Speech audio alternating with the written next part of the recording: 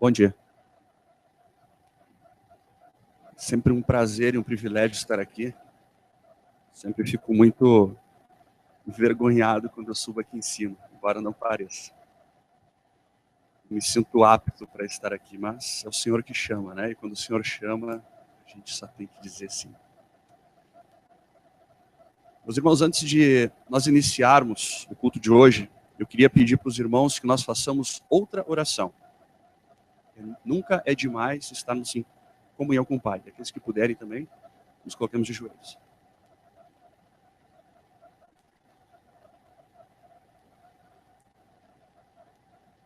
Senhor amado e poderoso Deus, nosso Pai eterno. Santo, santo, santo, Senhor, somente és tu. Perdoa-nos, ó Pai, pelos nossos pecados. Aqui, Senhor, nesse dia de hoje, encontra-se, Pai, teus filhos. Um domingo chuvoso, Pai, eles estão aqui, ansiosos por receber o pão da vida.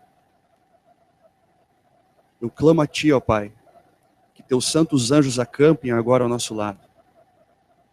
Que qualquer potestade, Senhor, qualquer entidade do mal que esteja aqui presente para tirar a atenção ou tocar no coração, Senhor, de qualquer um deles, para que não aceitem a mensagem de hoje.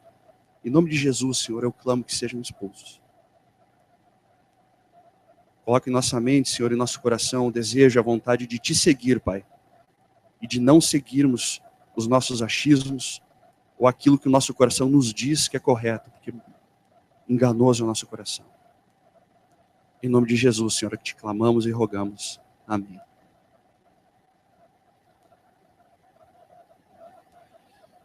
Meus irmãos, o texto bíblico para a mensagem de hoje encontra-se em João, Evangelho de João, capítulo 8, versículos 31 a 33.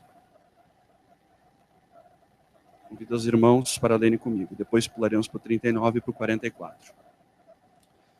Jesus dizia, pois, aos judeus que criam nele: se vós permanecerdes na minha palavra, verdadeiramente sereis meus discípulos, e conhecereis a verdade vos libertará. Responderam-lhe: somos descendência de Abraão, nunca servimos a ninguém. Como dizes tu, sereis livres? João 8,39 diz, primeira parte: responderam e disseram-lhe: nosso pai é Abraão. Mas em João 8,44, Cristo responde: vós tendes por pai ao diabo, e quereis satisfazer os desejos de vosso pai. Ele foi homicida desde o princípio e não se firmou na verdade, porque não há verdade nele. Quando ele profere mentira, falo que ele é próprio, porque é mentiroso e pai da mentira. Meus irmãos, Cristo aqui está nos dizendo que nós podemos pensar que só porque nós estamos na igreja certa, que está tudo bem, que nós estamos salvos. Aos olhos de nosso coração, nós podemos estar bem. Mas aos olhos de Deus, talvez estejamos no grupo exatamente oposto. Nós falamos assim: somos adventistas do sétimo dia. Nós guardamos o sábado, não comemos carne de porco. Somos o povo escolhido. Mas e se o Senhor olhar para teu coração e fores achado em falta? Pois nós professamos pertencer a um grupo, mas na realidade, talvez pertençamos a outro. E às vezes, meus irmãos, por defendermos verdades, nós somos chamados de duros, radicais e fanáticos. Mas eu não consigo algo mais duro do que ver o próprio Cristo, chamando alguém de filho do diabo. Mas será que isso era algo exclusivo daquele povo? Algo exclusivo, somente daquele tempo? Será que depois de mais ou menos 2000 anos isso mudou? Nós somos melhores que aquele povo? Vejamos na história de Gideão.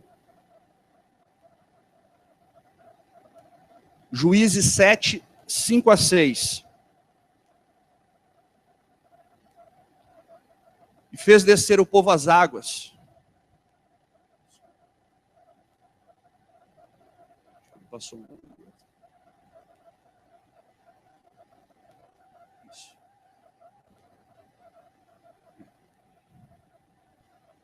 Juízes 7, 3 e 4. Agora, pois, apregoa aos ouvidos do povo, dizendo: Quem for medroso e tímido, volte e retire-se apressadamente da montanha de Gileade. Então voltaram ao povo. 22.000 e 10.000 ficaram. Quantas pessoas tinham naquele dia lá, meus irmãos? 32.000. 32.000 professos servos do povo de Deus. E disse o Senhor a Gideão: ainda há muito povo, faze-os descer às águas, e ali os provarei. E será que daquele que eu te disser, este irá contigo, este contigo irá. Porém, de todo aquele que eu te disser, este não irá contigo, este não irá.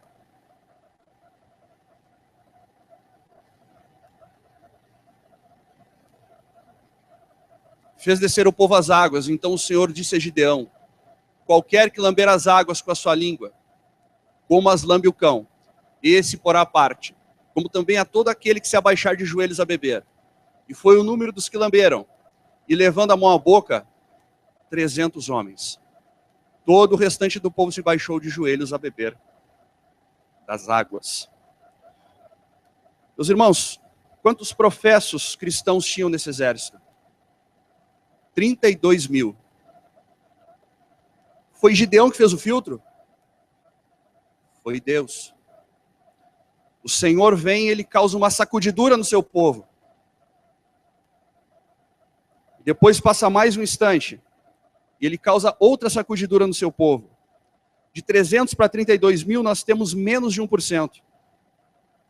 O Senhor, ele olha para a sua igreja e da multidão de professos cristãos, apenas um pequeno remanescente escolhido para lutar a batalha do Senhor. No caso dos 12 espias, o Senhor envia 12 espias. Quantos voltam? Felizes e contentes, dizendo que, Senhor, nós vamos conquistar essa terra. 2. Os outros 10, o que dizem? É impossível para nós, eles são muito grandes, eles são fortes. E a tradução correta deste texto específico, eles dizem que eles são mais fortes que ele. Por isso Deus fica irado.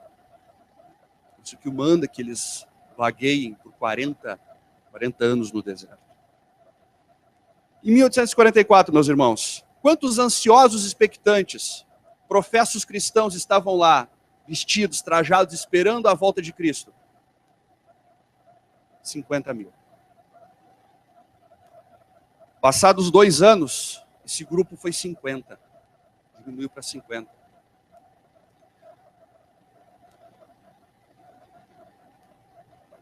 Irmãos, será que nós não estamos também cometendo esses mesmos erros do passado?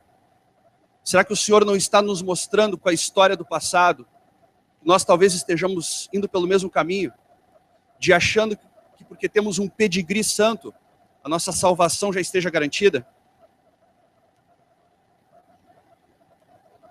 Vejamos o que diz a pena inspirada do Senhor. Enche-se-me de angústia o coração ao pensar nas mensagens desinteressadas pregadas por alguns pastores nossos quando tem para pregar uma mensagem de vida e morte. Esses pastores. Termine de ler o texto. Os pastores estão dormentes, estão também os membros em um mundo que perece em pecado. Não há ninguém aqui nessa sala que possa se excusar desse texto. Não há ninguém. E muito cuidado quando criticarmos nossos pastores. Davi não matou Saul porque era o ungido do Senhor. Então tenhamos muito cuidado.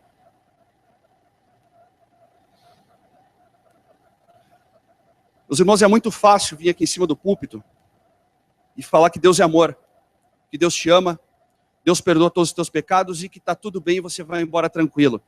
Isso é verdade, mas não é toda a verdade. Deus é amor, mas ele também é juízo. Todos os profetas foram enviados para a casa de Israel, menos Jonas. Menos Jonas. O que houve com os profetas que foram enviados na casa de Deus? Foram recebidos com alarde, com barulho, com tapetes vermelhos no chão. Chegou o profeta. O que houve com os profetas do passado, meus irmãos? Isaías foi cerrado ao meio. Jeremias foi colocado numa cisterna. E assim vai. João Batista foi decapitado. Por que isso acontecia com os profetas? Eles falavam coisas suaves, coisas tranquilas, passavam a mão na cabeça do povo. Ou eles pregavam o que o povo não queria ouvir, mas precisava ouvir. Os profetas mostravam tudo o que estava errado na vida das pessoas.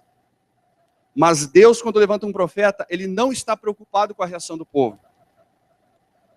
Ezequiel 2, 3-5, diz o seguinte: e disse-me, filho do homem, eu te envio os filhos de Israel, as nações rebeldes que se rebelaram contra mim. Eles e seus pais transgrediram contra mim, até que esse mesmo dia. E os filhos são de semblante duro e obstinado de coração. Te envio a eles, e lhes dirás, assim diz o Senhor. E eles, quer ouçam, quer deixem de ouvir, porque são casa rebelde, hão de saber, contudo, que esteve no meio deles um profeta. A mensagem tem que ser dada, meus irmãos, é a reação entre Deus e a pessoa. Uma vez alguém disse a Deus, sou eu o guardador do meu irmão? Eu sou responsável pela salvação de vocês aqui? Sim ou não? Sou responsável? Não, né? Isaías 58:1. Clama em alta voz, não te detenhas. Levanta a tua voz com uma trombeta e anuncia sua transgressão e a casa de Jacó e seus pecados. Irmãos, nós não temos diferença hoje do nosso povo para o povo daqueles dias. E não sou eu quem está dizendo. Na carta de Laodiceia não há elogios. Não há elogios. Todas as 6 primeiras cartas nós temos elogio. A nossa carta, a carta que representa o povo do nosso tempo, não há elogio. E resistam, meus irmãos, por favor, a tentação de achar que tudo isso serve para outros irmãos. Eu tinha esse problema. Eu li alguns textos do Espírito de Profecia e lia, isso aqui o irmão tem que ouvir. Aquele outro irmão tinha que ler isso. Irmãos, é para nós. É para mim, principalmente, quando leio. Quando eu leio a Bíblia, Espírito de Profecia, eu leio, e seguindo inclusive o sermão maravilhoso do nosso pastor ontem, quando eu leio aquilo e aquilo não me transforma, não teve vantagem nenhuma na minha vida.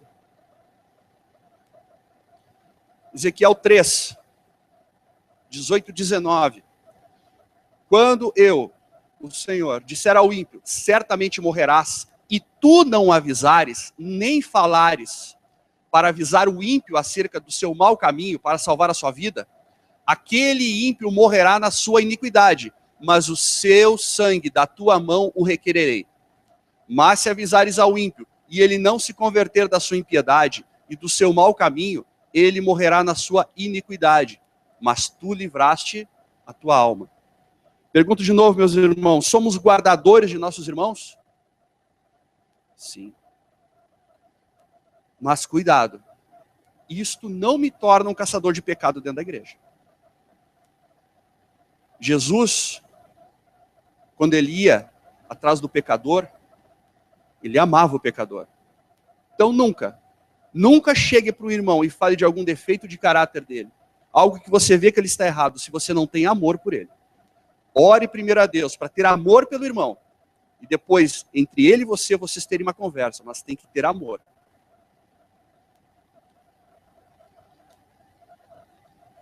Meus irmãos, nós somos sim guardadores. E quem é meu irmão? E aqui abrange todos. Minha família, meu colégio, meu trabalho, minha igreja. Felizmente, irmãos, eu conheço irmãos que trabalham há mais de 10 anos na mesma empresa e seus colegas não sabem que ele é um adventista do 7º dia. Na parábola das 10 virgens, quantas dormem? Todas. E todas acordam o quê? Primeiro as prudentes e depois as imprudentes? Não. Todas acordam juntas. 5 com azeite dobrado, que é o derramamento da chuva serôdia. E aqui, meus irmãos, tem algo que eu não posso deixar de falar. Muitos estão pensando assim, que é certo que nós somos um povo morno, estamos meio aquietados, estamos meio Laodiceia, mas a hora que cair a chuva serôdia, nós seremos um povo poderoso, eu amarei Jesus, eu serei forte, eu sairei pregando o evangelho com toda a força. Não existe chuva serôdia milagrosa. Não existe um pó mágico que cai do céu para transformar o crente que não está buscando a sua santificação. E não sou eu que digo. E, meus irmãos, eu digo o seguinte, às vezes quando nós falamos alguns textos, nós somos martirizados. Eu confesso o seguinte, eu gostaria muito de ter capacidade para escrever isso. Eu não tenho. Eu sou aquela pessoa, meus irmãos, que está andando na rua e vê vocês e vê que está com o zíper aberto. Se eu encontro você na rua e vejo, meu irmão, você está com o zíper aberto. Você bate em mim? Quem bate numa pessoa assim? Você agradece, né?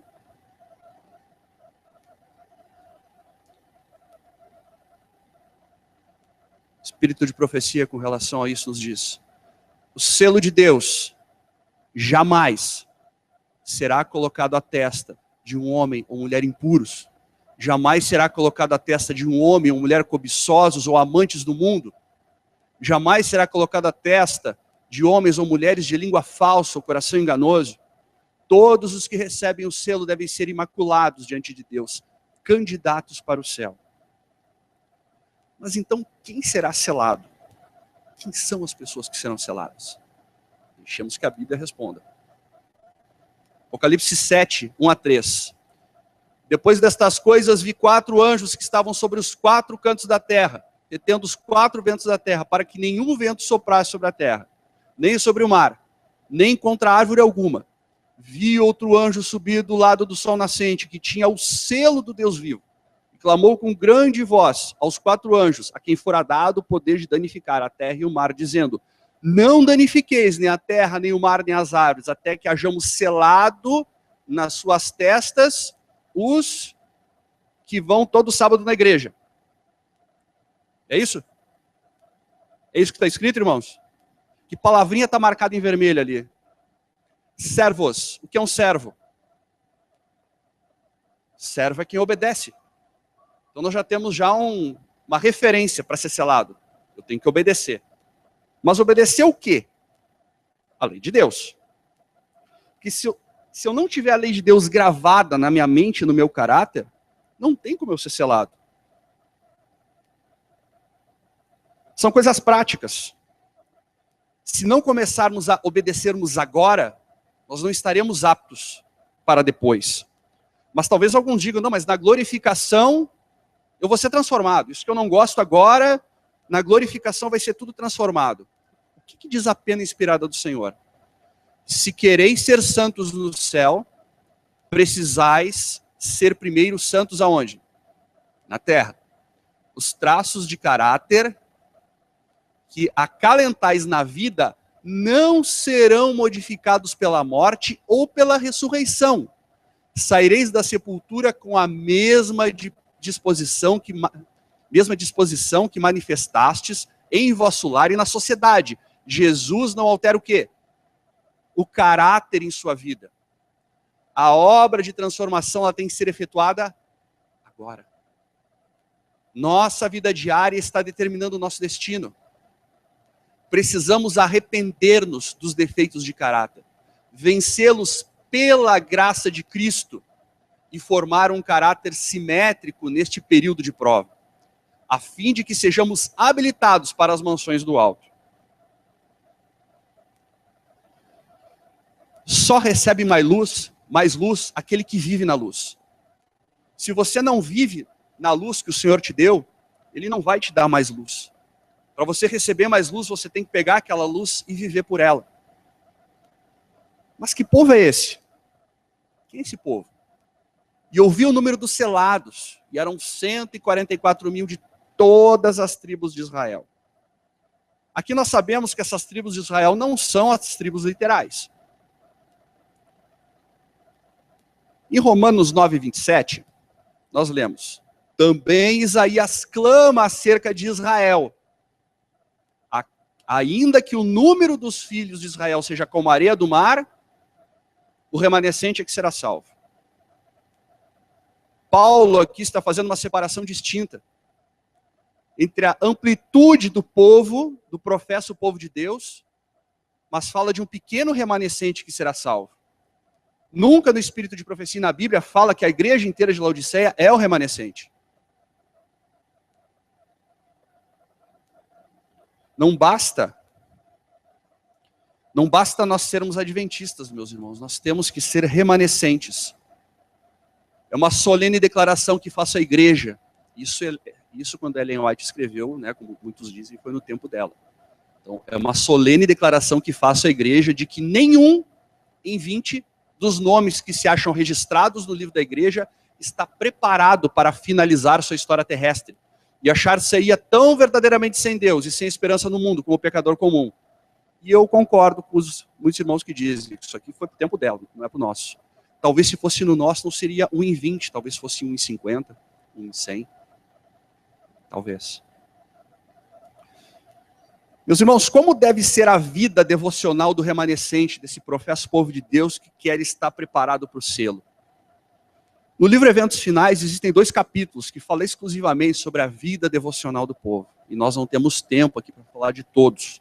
Então eu pus aqui alguns que eu considero serem os principais, não principal porque são os que mais importam. Deixa eu explicar para vocês. Se vocês entram na minha casa, eu convido vocês para irem lá em casa, vocês vejam lá que é uma casa que está só no tijolo, no cimento, ela tem porta e não tem teto. Aí os irmãos entram lá e olham a minha casa assim, irmão, a sua casa e tal, né, está precisando de umas reforminhas, né? Não, com certeza, meu irmão, agora eu já juntei dinheiro, comprei uma argamassa, vou passar na parede, já vou pintar. Aí vocês olham para cima, não tem teto. Será que nessa casa a prioridade é pintar ou pôr um teto? Pôr o teto, é óbvio. Então, esses temas que eu pus agora aqui, para mim, é o que não tem teto. Que aquele é o detalhe da vida devocional, que ele é totalmente escrachado, jogado de lado. Não que os outros não sejam importantes. Vida dupla. Nesta época, pouco antes da segunda vinda de Cristo nas nuvens do céu, deve ser efetuada uma obra como a de João Batista. Vocês lembram como é que era a obra de João Batista?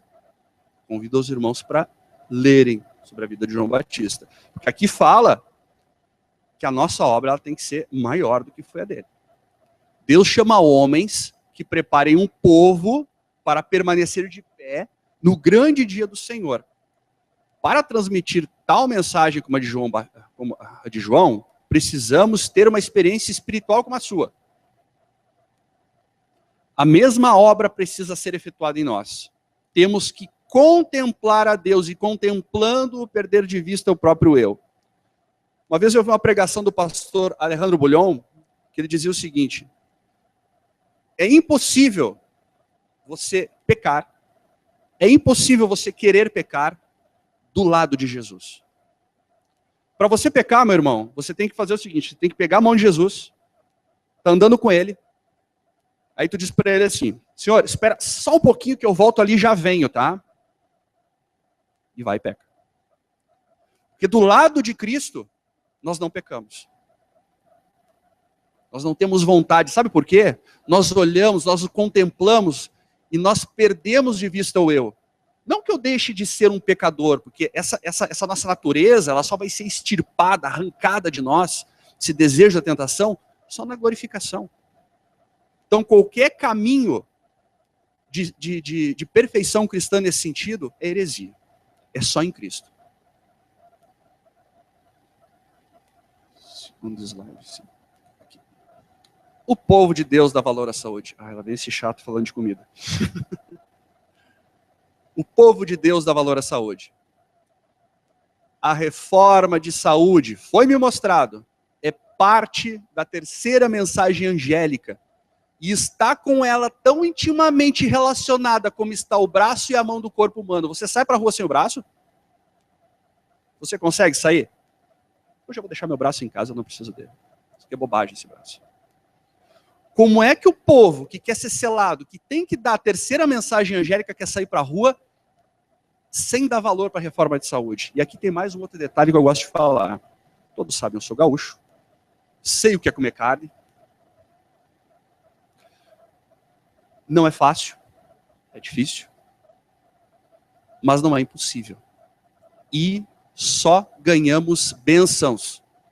O mundo aí fora está clamando pelo conhecimento que nós temos e nós pegamos o nosso conhecimento e sentamos em cima.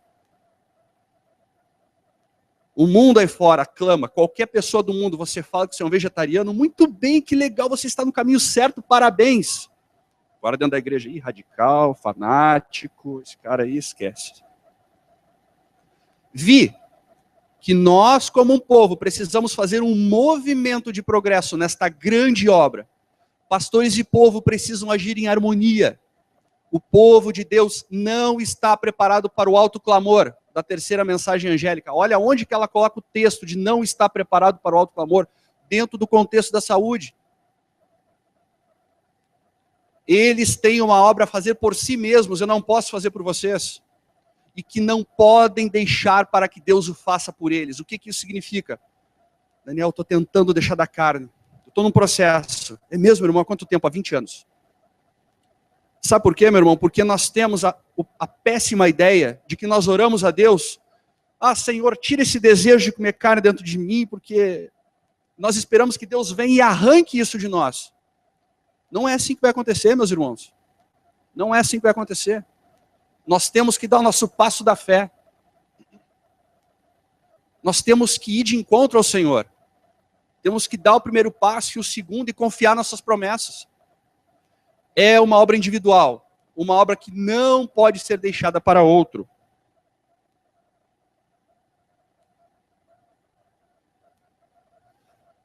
Aqueles que professam crer na verdade, só os que professam, devem guardar cuidadosamente as faculdades do corpo e da mente, de maneira que Deus e sua causa não sejam de maneira alguma desonrados por suas palavras e ações. Será que eu, como adventista do sétimo dia, que estudei as 28 crenças, que existe uma lição específica sobre a saúde, onde fala uma outra crença, como identificar a igreja verdadeira, que fala que um dos alicerces é que essa igreja se preocupa com a alimentação. Será que eu estou dando um bom testemunho quando eu sento na frente de uma churrascaria ou em qualquer lugar e boto um boi vivo em cima? Qual o testemunho que eu estou dando, meu irmão? O que eu estou mostrando para o mundo? Eu digo para vocês, na minha crença fala isso, mas eu não faço. Eu não vou nem me atrever a falar o que isso significa. Mas no dicionário fala o que isso significa. Os hábitos e costumes devem ser postos sob sujeição à vontade de Deus. Senhor, toma a minha vida. Está aqui, ó. Eu não consigo, é isso aqui, ó. É minha vida. E quando eu falo de reforma, não é só da alimentação, meus irmãos. Alimentação é vestuário, é música, é o que eu vejo, é o que eu ouço, é o tempo que eu passo com Deus. Cumpre-nos dispensar atenta consideração ao nosso regime alimentar. 1 Coríntios 3, 16 e 17. Não sabeis que vós, que sois o templo de Deus, e que o Espírito de Deus habita em vós, e se alguém destruir o templo de Deus, Deus o destruirá? Porque o templo de Deus que sois vós é santo. Este é o nosso templo, é a casa de adoração onde nós trazemos, onde nós nos encontramos para vir adorar a Deus. Você já pensou você chegar aqui algum dia e está cheio de lixo aqui na frente? As paredes pintadas. Você vai gostar? Você vai se sentir bem? Não, né? Será que o Espírito Santo ele se sente bem entrando dentro do teu corpo e vendo a quantidade, às vezes, de lixo que nós comemos? Porque hoje em dia, meus irmãos, muito que nós compramos no mercado é lixo. Esses dias eu vi uma charge de uma senhora, ela estava com uma caixinha de leite na mão, lendo lá todos os como é que chama?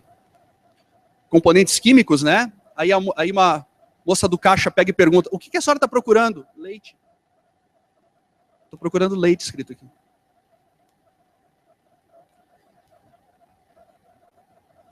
Qual a relação da reforma de saúde com a lei de Deus? Este é o ponto que eu queria chegar. Às vezes a gente ouve, né, meus irmãos? Cristo deu peixe para a multidão.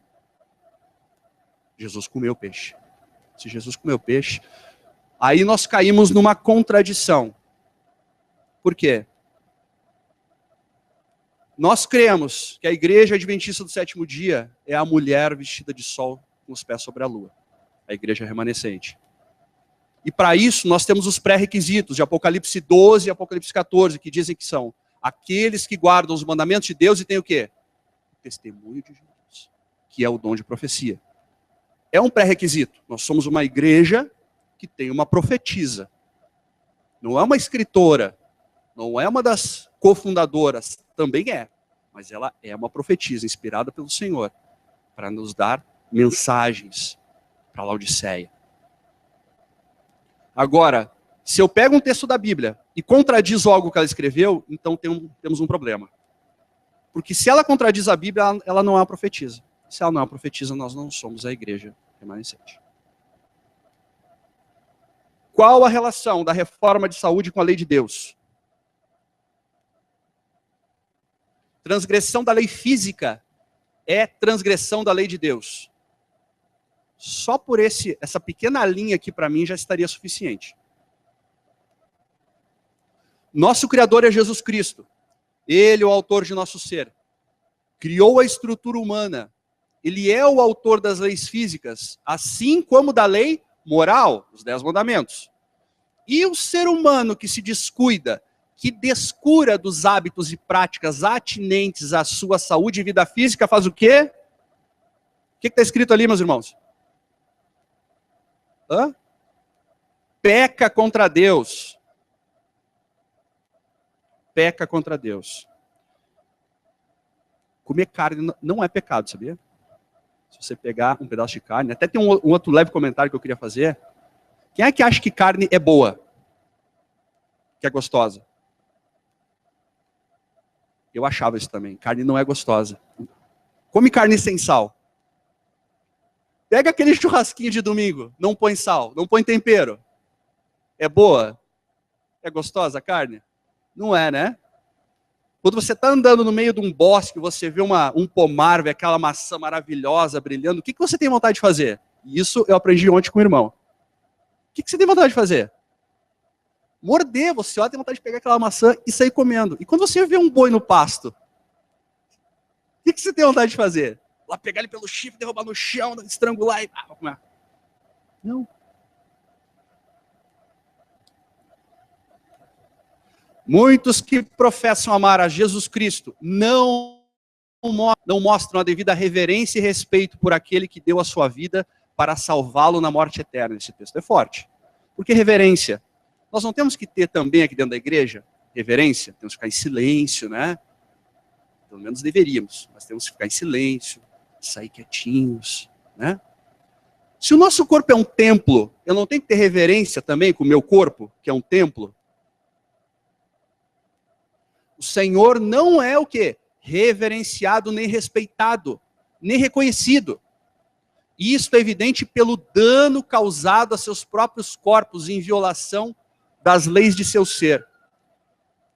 Se nós fôssemos um povo que seguisse o regime alimentar, a reforma de saúde, nós seríamos um povo doente? Teríamos problema de coração? De pressão alta? Gordura no fígado?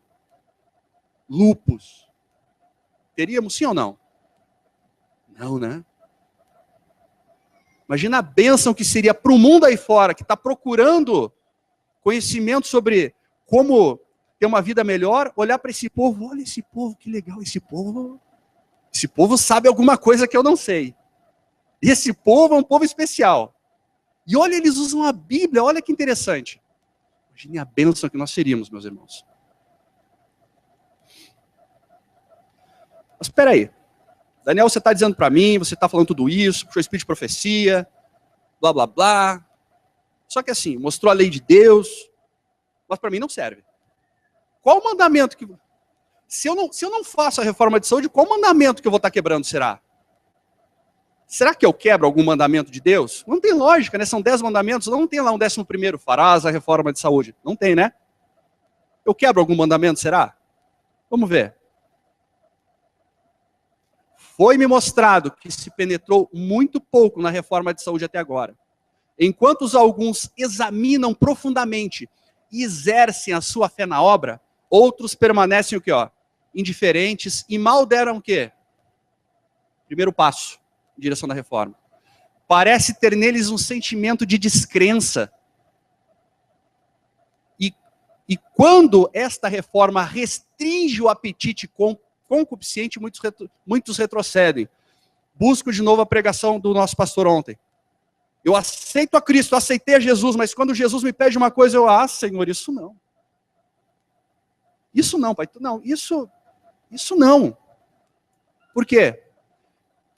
De novo, parece haver neles um sentimento de descrença, e quando essa reforma restringe o apetite concupiscente, muitos retrocedem. Não, isso não. Isso não. Aceito tudo. Isso não. O que está escrito ali em vermelho, meus irmãos? Tem outros deuses. O que é idolatria, meus irmãos? É quando eu pego uma estátua, eu boto lá em casa e me ajoelho para a estátua? É tudo aquilo que eu tiro do altar que seria devido a Deus e coloco ali e adoro aquilo, correto? Tem outros deuses diante do Senhor. Seu paladar, seu apetite é seu quê? Seu Deus. E quando o machado é posto à raiz, e os que têm condescendido com apetite pervertido e expensas da saúde são feridos. Seu pecado apontado. Não, mas não é pecado reforma da saúde. Seu pecado apontado, não sou eu que estou dizendo. Está ali, ó. Testemunhos para a Igreja, página 486. Mostrados os seus ídolos, eles não querem convencer-se. E embora a voz de Deus lhes fale diretamente para abandonar esses hábitos destruidores da saúde, alguns querem ainda o quê? Apegar-se às coisas prejudiciais de que gostam. Parecem entregues a seus ídolos. E Deus logo dirá aos seus anjos o quê? Deixa-os.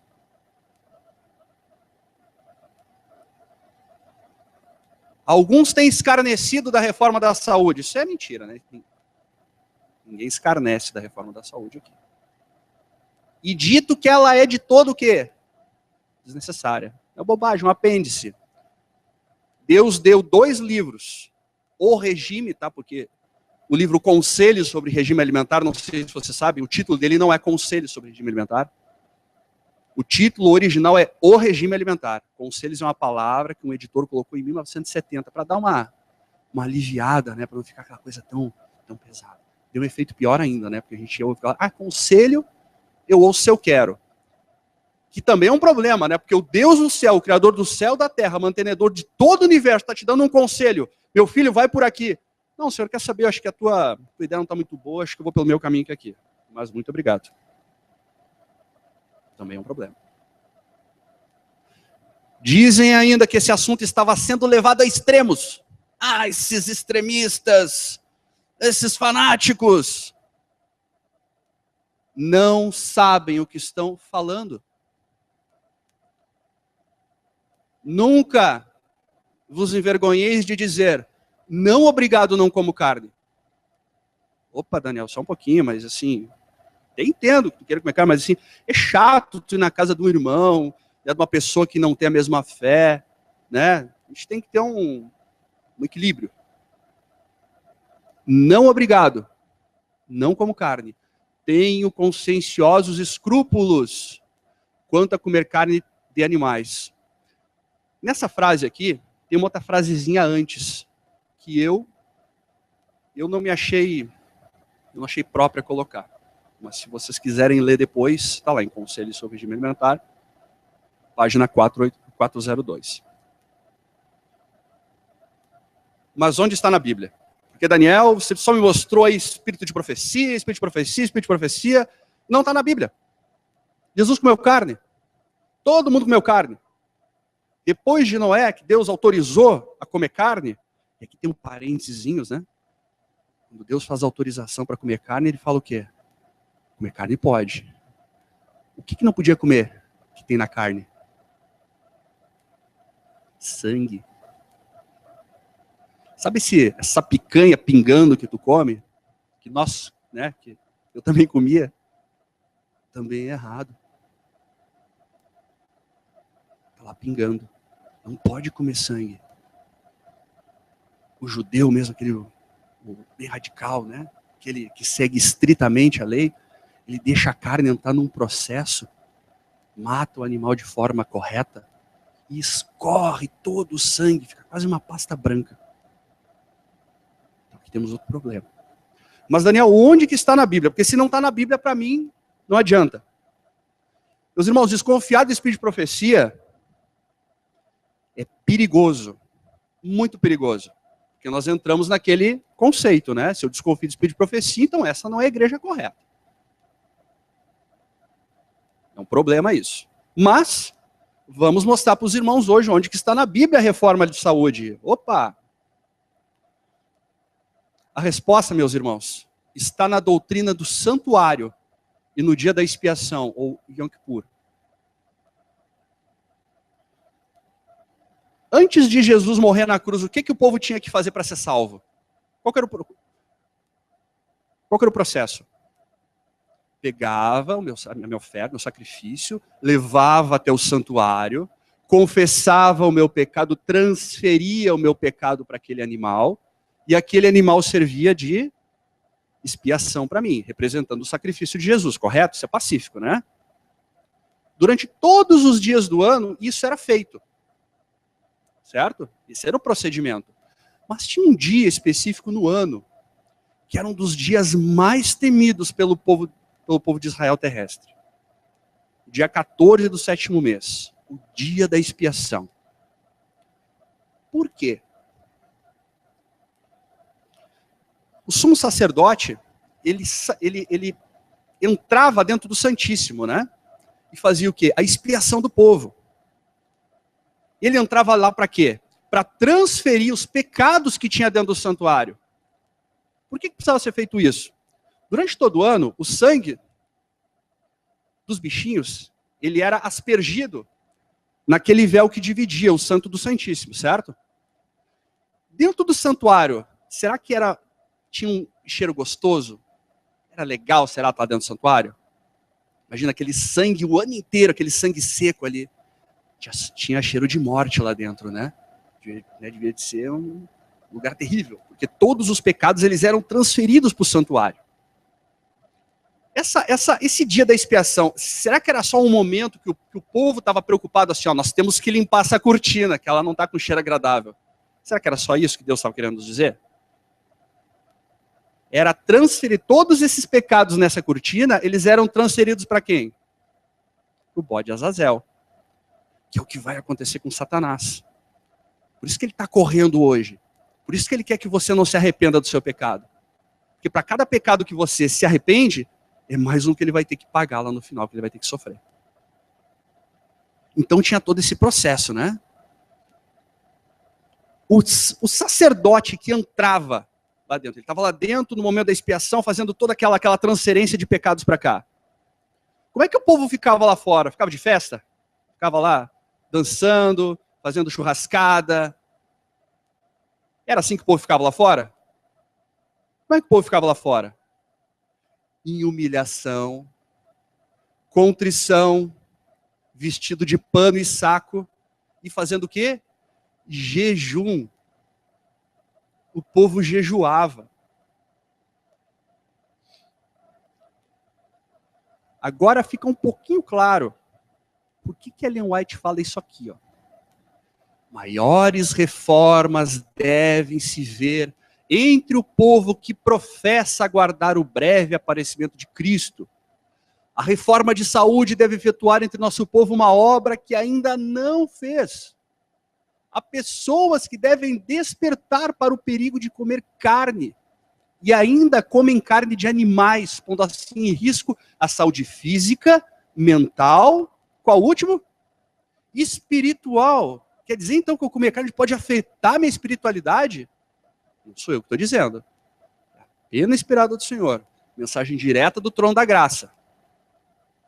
Muitos que são agora só meio convertidos quanto à questão de comer carne, sairão do povo de Deus para não mais andar com eles.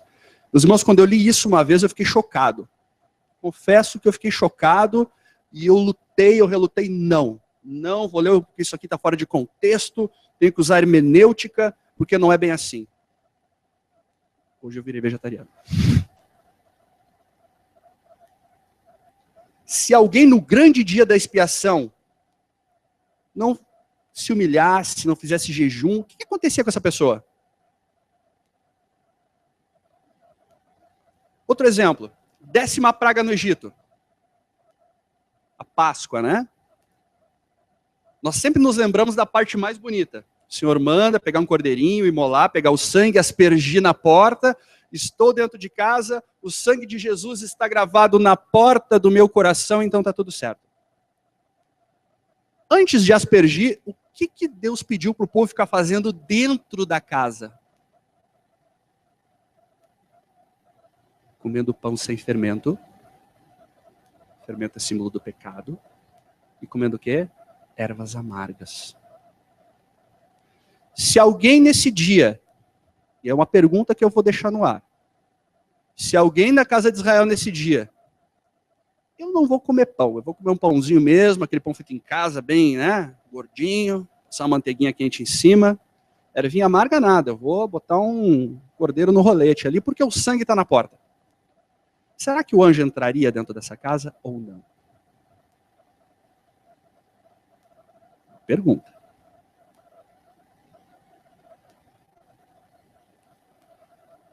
Achamo-nos no grande dia de expiação, quando nossos pecados devem, pela confissão e arrependimento, ir de antemão ao juízo. Deus não aceita agora o que é um testemunho frouxo, sem vigor da parte de seus ministros. E, de novo, ministros aqui não é os pastores.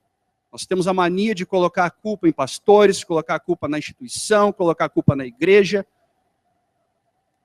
Se há pecados, meu irmão, dentro da casa de Israel, é porque eu tenho pecado. Nós temos que olhar sempre para o nosso coração, para a nossa vida. Tal testemunho não seria o quê? A verdade presente. Eu não estou dando a verdade presente. A mensagem para esses dias precisa ser alimento a seu tempo, para nutrir a igreja de Deus. Mas Satanás tem procurado gradualmente roubar o poder dessa mensagem, para que o povo não esteja preparado para subsistir no dia do Senhor. Quando Cristo comeu carne, meus irmãos, e deu carne, eram os dias comuns do santuário aqui na terra. Desde 1844, nós estamos vivendo o grande dia da expiação. E isso, meus irmãos, faz parte da nossa verdade presente. Durante todo o período da história do povo de Deus, teve verdades presentes. A verdade presente no tempo de Noé. Entrei na arca. Era essa a verdade presente, só tinha que entrar dentro da arca. Quando Jonas vai levar o evangelho para Nínive, qual que era a verdade presente ali? Só tinha que aceitar. Cada período da história nós temos verdades presentes. Por que o nosso povo, por que agora então tem tudo isso, Daniel? É simples. Jesus entrou em 1844 no santuário celestial para fazer o quê? O juízo. Laodiceia é o quê? Povo do juízo. Nós somos esse povo, nós somos o povo antitípico no dia do juízo. Quando nós vamos nas festas cerimoniais, Deus está dizendo para nós hoje, nós, irmãos, de Igreja Adventista do Sétimo Dia, vocês é esse povo aqui, que está de frente para o santuário, clamando, implorando a Deus, buscando misericórdia. Não aquele povo dos outros dias que fazia festa. Seminário espiritual. Todos fizeram, né? São 5. 39º dia. E eu confesso, meus irmãos, que assim, quando eu vejo isso e alguns escritos, nos dias de hoje eu fico muito feliz. Porque às vezes eu me sinto um alien, né? O leproso. Mas eu vejo que existe gente lá em cima da direção que pensa dessa forma também. Há crentes que vivem a vida como se fosse uma festa, desperdiçando os recursos e tempos em atividades sem sentido. Em sentido, muitas delas até mesmo pecaminosas. Não há dúvida de que devemos experimentar a alegria cristã, temos que ser felizes em nossa vida. Mas devemos estar plenamente conscientes de que estamos vivendo o dia antitípico do dia da expiação. E, portanto, estar em quê? Solene humilhação diante de Deus, com oração, jejum e profundo exame de coração. Cristo em seu santuário, página 93. Não há margem para perda de tempo. Nós podemos permanecer alheios ao que está acontecendo. Não podemos permanecer alheios ao que está acontecendo no santuário celestial. Nosso estilo de vida deve estar em harmonia com os tempos proféticos nos quais estamos vivendo. Se eu entrar aqui na igreja sábado que vem com corte de cabelo moicano, sabe, né? Todo rapadinho aqui, só com... de terno, né? Mas com moicano na cabeça. Esse meu estilo de vida condiz? Será que condiz? Um piercing. Uma tatuagem. Nosso estilo de vida deve estar em harmonia com os tempos proféticos. Mas, Daniel, qual que é o jejum? História essa de jejum? Porque assim, jejum, entendo que eu tenho que ficar o dia sem comer, né? Cristo entrou em 1844, quer dizer que eu tenho que estar desde aquela data de jejum? A palavra do Senhor nos responde. O verdadeiro jejum, o que deve ser recomendado a todos, é a abstinência de qualquer espécie de estimulante de alimento e o uso apropriado de alimento saudável e simples que Deus proveu em abundância. Precisam os homens pensar menos acerca do que hão de comer e beber de alimento temporal e muito mais acerca do alimento do céu, que dará tônus, vitalidade e experiência. Irmãos, ontem nós fizemos uma maravilhosa lição da escola sabatina que falava sobre o deserto da tentação. Por que Cristo ele é tentado justamente ali no pão? Tudo ali estava girando em torno de adoração. Nem só de pão viverá o homem. Nós olhamos isso, nós vemos esse desafio de Cristo lá no deserto, e nós achamos lindo, meu Deus, que Senhor, coisa maravilhosa. Mas eu não posso deixar de comer esse prato maravilhoso aqui, naquele prato. Irmãos, nós temos que colocar na nossa consciência que nós temos que pegar essas maravilhosas lições que nós temos, que nós aprendemos e trazer para a nossa vida. Se nós não trazermos isso para a nossa vida, é em vão. Meus irmãos, é sério. Nós não podemos estar numa situação de que estamos brincando. Muitas vezes nós nos colocamos numa situação em que nós estamos brincando com a nossa vida. E muitas vezes com a vida das pessoas que estão à nossa volta. Em que repousa a verdade presente. A indiferença com que os livros de saúde têm sido tratados por muitos é uma ofensa a Deus. Eu não sei vocês, mas eu fico apreensivo quando eu leio o texto assim. É uma ofensa. Separar a obra da saúde do grande corpo da obra não é sua ordem. A verdade presente repousa na obra da reforma de saúde, tanto quanto nos outros aspectos da obra do Evangelho. Nenhum ramo, quando separado dos outros, pode ser um todo perfeito. Talvez, meu irmão, a sua pergunta nesse momento seja: poderei eu ficar fora do povo de Deus porque como uma carninha, um churrasquinho? Meus irmãos, eu não posso falar isso para vocês. Sabe por quê? Porque lá no céu nós vamos ter muitas surpresas. E eu sei, eu tenho certeza absoluta, meus irmãos, que lá no céu nós encontraremos muitos comedores de carne que lutaram, se apegaram na promessa do Senhor e lutaram. Talvez aqui na terra não tivessem conseguido chegar onde Deus queria, mas Deus olhou: esse meu filho lutou. Ele quis estar aqui, ele ouviu as minhas palavras e colocou dentro do seu coração e lutou.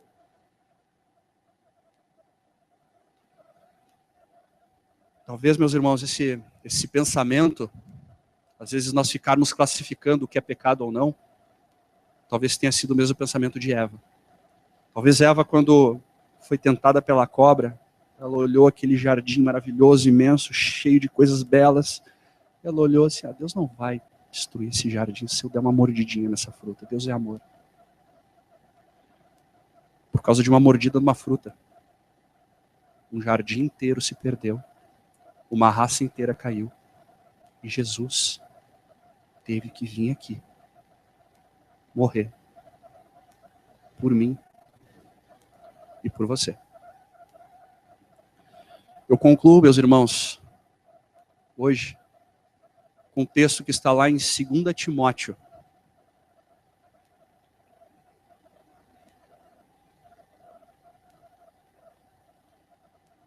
Segunda carta de Timóteo.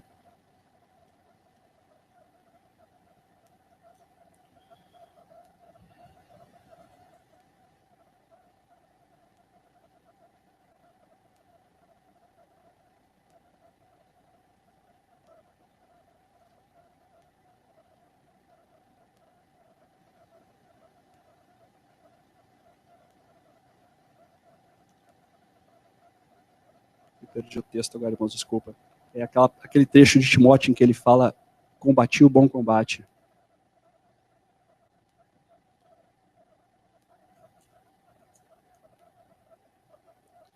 Pode me ajudar, Paulo? 2 Timóteo. Isso, meu irmão, muito obrigado, Deus te abençoe. 2 Timóteo.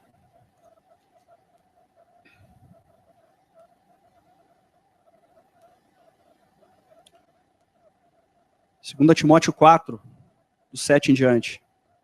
Combati o bom combate, completei a carreira, guardei a fé. Já agora a coroa da justiça me está guardada, a qual o Senhor, reto juiz, me dará naquele dia, e não somente a mim, mas também a todos os que amam a sua vida. Meus irmãos, eu oro para que vocês não entendam isso como uma agressão, um espírito de fanatismo, muito pelo contrário. Eu quero olhar no olho de cada um de vocês e falar: eu os amo. Eu orei muito para estar aqui, porque essa não era a mensagem que eu queria pregar. Acredite ou não, eu fui impressionado pelo Espírito do Senhor a estar pregando isso. Não sei como é duro vir aqui em cima falar sobre isso, de temas que pessoas não gostam de ouvir, e nós somos humanos. Eu não queria, confesso que eu não queria. Eu os amo em Cristo, e eu oro para que todos compreendam, peguem a sua vida, andem pela carreira da fé. Não nos preocupemos, meus irmãos. Mas eu ainda não cheguei lá. Temos que andar. Santificação é andar em Cristo. O resto é com Deus. Amém, meus irmãos. Muito obrigado.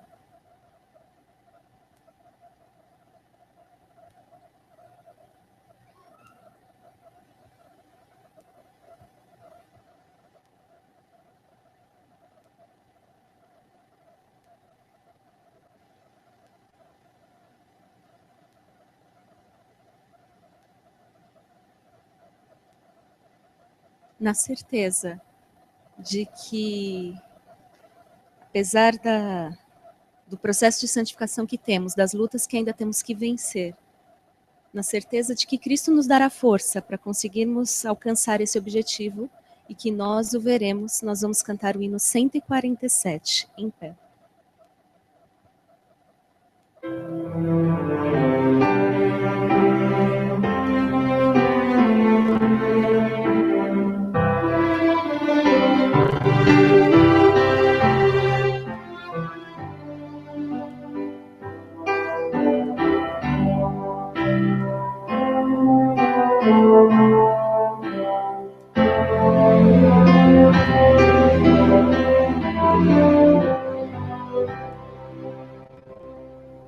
Nós o veremos retornando em glória, contemplaremos o Rei Salvador. Com muitos anjos nós o louvaremos, cantando em coro, Hosana, amém. Nós o veremos na manhã gloriosa, contemplaremos o seu resplendor. entoaremos hinos de vitória, cantando em coro, Hosana, amém. Nós o veremos em radiante brilho, nosso louvor alçaremos ao céu. Com santos anjos o exaltaremos, cantando em coro, Hosana, amém. Hosana, amém.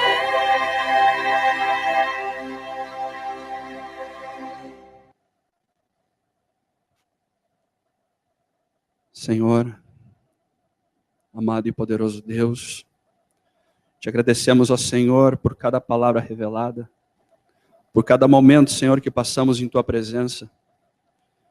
E te pedimos também, ó Senhor, perdão pelos nossos pecados. Não somos nada, Pai, somos pó. Se não fosse pelo sangue derramado de Cristo Jesus, nada seríamos, Pai. E por isso te louvamos, te rendemos glória. Queremos colocar em nosso coração, Senhor, a certeza de estarmos correndo a carreira da fé. Aquela que nos levará, Senhor, até aquele dia glorioso de encontro contigo nos céus. Senhor, não conheço o coração de todos, de ninguém aqui, nem o meu. Mas eu clamo a Ti, ó Pai, caminha com todos. Impressiona-os, Pai, com Teu Santo Espírito, que a Tua mão poderosa esteja com cada um aqui presente, com cada família aqui representada. Dá-nos, Senhor, uma semana maravilhosa.